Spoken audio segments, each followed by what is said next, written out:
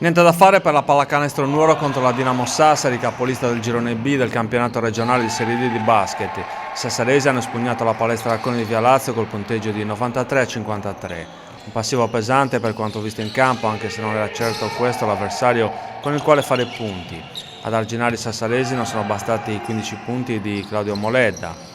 I Sirbones, in virtù dei risultati della giornata, la settima e ultima di andata, rimangono in fondo alla classifica con 2 punti, affiancati dall'Olimpia Urbia.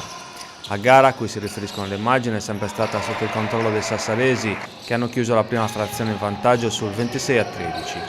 Un margine che ha indirizzato la sfida sul binario giusto per la formazione ospite, che non si è fermata, anzi ha incrementato il distacco dalla pallacanestro Nuoro, aggiudicandosi la seconda frazione col parziale di 19-9. La Dinamo Sassari è andata a riposo lungo in vantaggio sul 45-22, un gap difficile da rimediare per i nuoresi, che comunque hanno avuto il merito di non arrendersi tanto da giocare una terza frazione sul livello degli avversari.